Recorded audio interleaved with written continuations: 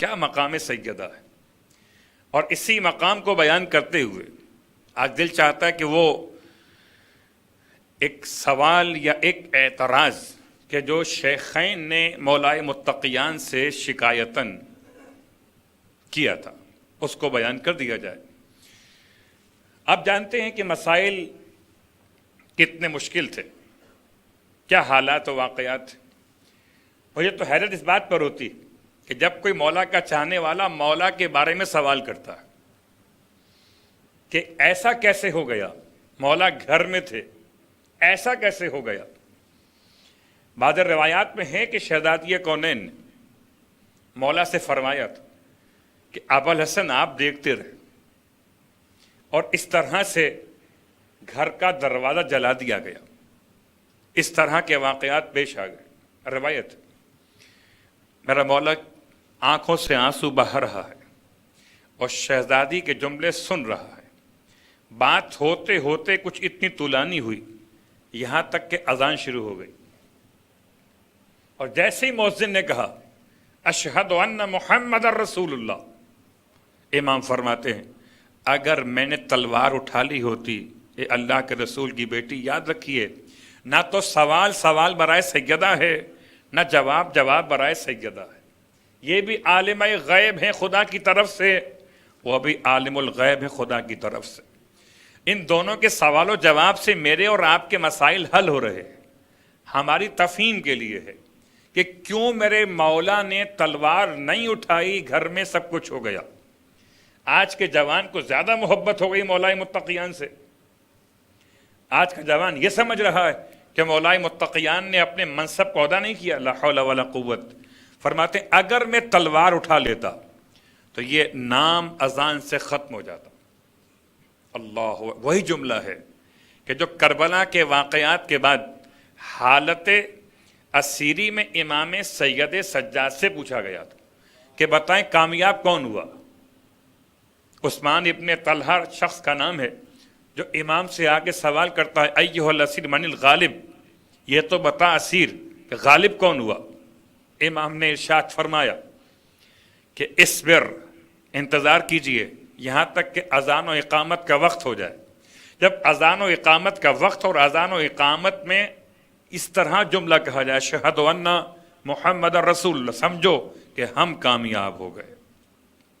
وہی جملہ جو کربلا کے واقعات کے تناظر میں امام سید سجاد کی زبان پر آیا، وہ امام سجاد سے پہلے مولائے متقیان کی زبان پر آ چکا ہے کہ ان ایام فاطمیہ میں مجالس کی توفیق نصیب ہو رہی، اور یہ موقع خدا نے مجھے اور آپ کو دو روایات کی بنیاد پر 2 مرتبہ عطا کر دیا ہے۔ شاید کہ کسی اور معصوم کے حوالے سے انسان کے لیے اس طرح کے مواقع بہت کم میسر آتے ہوں، لیکن شہزادی کونین کی عظمت و احترام کے اعتبار سے جمادی اولیٰ ہو یا جمادی ثانیہ ہو، شہزادی کونین کی مجالس کا انعقاد کرنے کا موقع نصیب ہو جاتا ہے۔ اور بہرحال آپ تو سماعت فرما چکے، ایک طریقہ ہے کہ پروردگار عالم نے پورے سال میں ہر رات کے اعتبار سے تو ایک بہرحال یقین عطا کیا کہ شب برات ہو تو سال میں ایک رات معین ہو جائے، شب عید ہو تو بات واضح ہو جائے۔ لیکن خدا کا کتنا بڑا احسان ہے کہ اس نے شب قدر کو 1 نہیں 2 نہیں 3 مرتبہ صاحبان ایمان کے لیے عطا فرما دیا ہے۔ بس جیسے شب قدر میں انسان اگر اعمال کو انجام دے 1 مرتبہ 2 مرتبہ 3 مرتبہ، تو یہ اس کے اعمال کا اضافہ اس کے اجر و ثواب میں یقیناً اضافے کا باعث۔ اسی انداز سے شہزادی کونین کی یہ 2 ایام کی مجالس سے ازاں میرے اور آپ کے اجر و ثواب میں اضافے کا باعث۔ تو ایک بہانہ ہے، بار بار سیدہ کا نام لینا ہے۔ روایت 75 دن والی ہو کہ 95 دن والی ہو۔ البتہ سیدہ فاطمہ الزہرا سلام اللہ علیہا کی عظمت و شان کے اعتبار سے ایک بات کل بیان کی تھی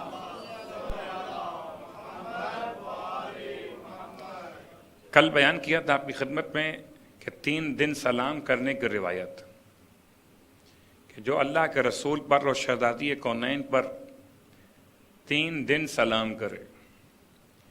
ویسے ہی طریقہ تو بہرحال روایت میں اس وقت بھی صاحبان علم نے بیان کیا جب خود مولائے متقیان نے شہزادی کونین کی تدفین کے وقت دونوں کو سلام کیا. السلام علیک یا رسول اللہ انی وان ابنتک الطاہرہ النازلہ. اللہ کے رسول آپ پر میرا بھی سلام اور آپ پر آپ کی بیٹی کی طرف سے بھی سلام. تو 2 طرفہ سلام بھیجنے کا طریقہ. لیکن اگر کوئی شخص سلام کے علاوہ شہزادی پہ درود کے ثواب کو معلوم کرنا چاہے تو سلام تو مخصوص ہوا کہ 3 دن سلام پیش کیا جائے. اللہ کے رسول پر بھی اور شہزادی کونین پر بھی تو ثواب آپ نے سماعت کیا کل کہ گناہ بخش دیے جاتے ہیں اور انسان اللہ کے رسول کے ساتھ جنت میں اس مقام پر رکھا جائے گا. مگر اب شہزادی کونین کی عظمت کو بیان کرتے ہوئے مولائے متقیان علی ابن ابی طالب علیہ السلام نے اس روایت کو بیان کیا.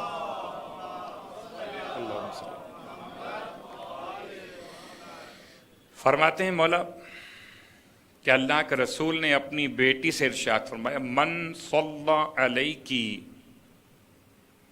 یا فاطمہ، کہ جو شخص بھی تجھ پر درود پڑھے اے فاطمہ، غفر اللہ لہو، اللہ اس کے گناہ بخش دیتا ہے.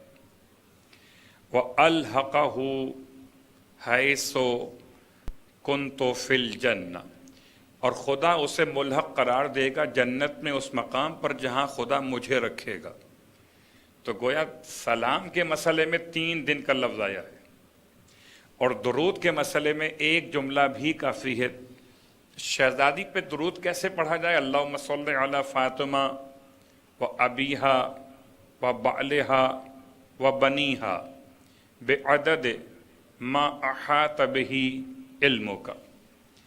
اس درود کی تلاوت بہت سارے مسائل کے حل کے لیے اس کا خاص عنوان کہ بہرحال یہ درود کتنی بار پڑھا جائے، جتنی بار آپ کو شہزادی کونین سے اظہار محبت کرنا ہو، جتنی بار توفیق عطا ہو جائے، جتنا آپ کو وقت میسر ہو پڑھنے کے لیے تو پڑھ لیجئے. البتہ مخصوص طور پر شہزادی کونین کے نام کے اعداد کے برابر 135 مرتبہ شہزادی کا اسم گرامی فاطمہ سلام اللہ علیہ، فاطمہ کے جو اعداد بنتے ہیں وہ 135 ہیں، 135.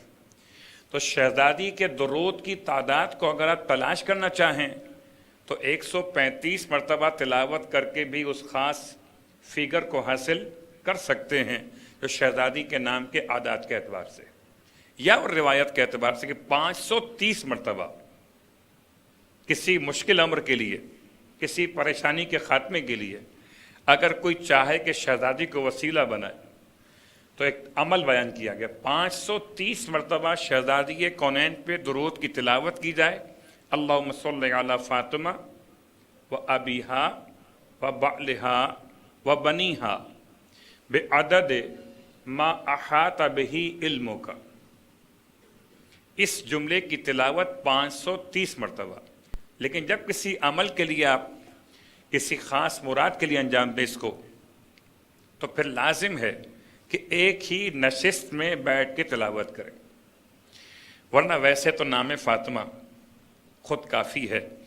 اور کیا عظمت و شان جناب سیدہ کی کہ اللہ کے رسول پر جب وہ آیت نازل ہوئی سورہ مبارکہ نور کی آیت نمبر 62 جس میں الفاظ یہ تھے کہ لا تجعلوا دعاء الرسول بینکم کا دعائے بعضکم بعضا، کہ تم اللہ کے رسول کو ایسے مت پکارا کرو اپنے درمیان جیسے تم میں سے بعض کو پکارتے ہیں. آیت تو نازل ہو گئی، آیت پر عمل کے اعتبار سے روایت کے جملے کہ اللہ کے رسول جب اب شہزادی کے گھر میں پہنچے تو شہزادی کونین نے آیت کے اعتبار سے عمل کرتے ہوئے اپنے بابا کو بابا کہنے کے بجائے یا رسول اللہ کہہ کر مخاطب کیا. تو ایک بار تو اللہ کے رسول نے شہزادی کا جملہ سنا، خاموش رہے، پھر دوسری بار خاموش رہے، جب تیسری بار بار بار اللہ کے رسول کا اس انداز سے اظہار محبت کرنا شہزادی کا کہ یا رسول اللہ یا رسول اللہ، تیسری بار جب آپ نے فرمایا تو اللہ کے رسول نے ارشاد فرمایا، بیٹی یہ آیت نہ تو تمہارے بارے میں ہے، نہ تمہارے گھر والوں کے بارے میں ہے، نہ تمہاری اولاد کے بارے میں ہے، یہ آیت تو ان افراد کے بارے میں ہے کہ جو ظلم کرنے والے شقی افراد ہیں، اور تہذیب سکھانے کی خاطر ان کو کہا گیا کہ پیغمبر کا نام مت لیا کرو یا محمد اخرج الینا، بلکہ ایسے کہا کرو یا رسول اللہ، تشریف لے آئیے، صلوات پڑھے محمد و آل محمد پر۔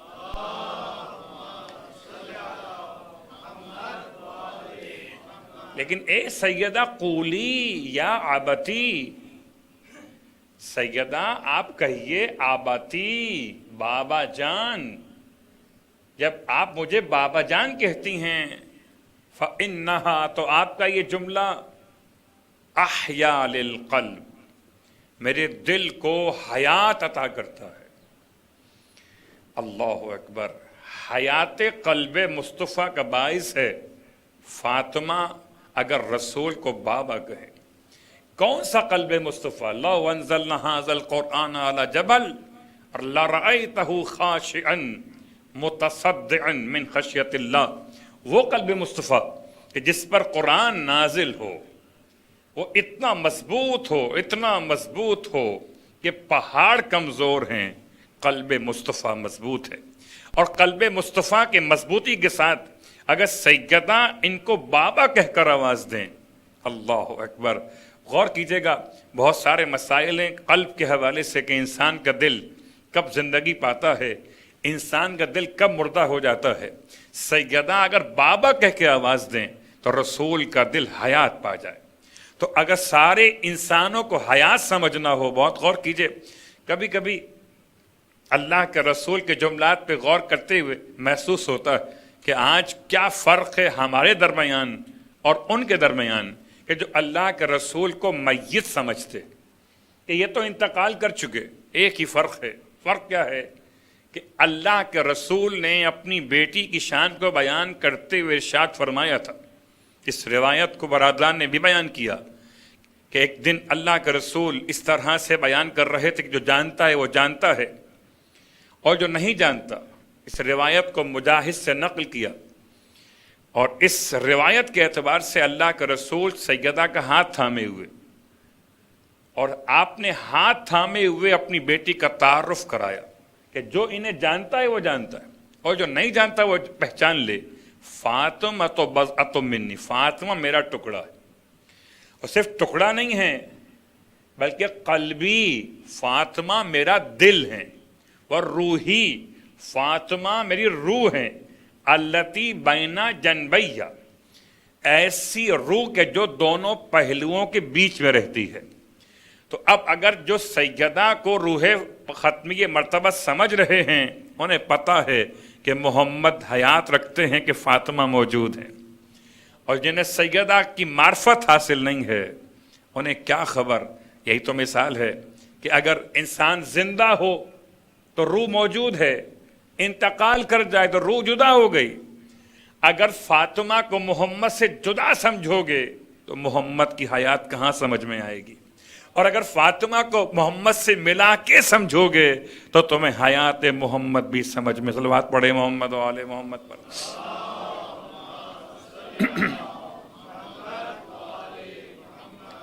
ٹھیک، فَإِنَّهَا أَحْيَا لِلْقَلْبِ وَأَرْضَى لِلرَّبِّ۔ اے بیٹی، جب تم مجھے یا آباتی کہہ کر خطاب کرتی ہو، مجھے بابا جان کہہ کر آواز دیتی ہو، تو بیٹی آپ کے اس جملے سے دو فائدے ہوتے، ایک فائدہ میرے لیے، ایک فائدہ رب کے حوالے سے۔ ارضا للرب، رب راضی ہو جاتا ہے جب تم مجھے بابا کہتی ہو، اور میرے دل کو حیات ملتی جب تم مجھے بابا کہہ کر آواز دیتی ہو۔ اللہ اکبر۔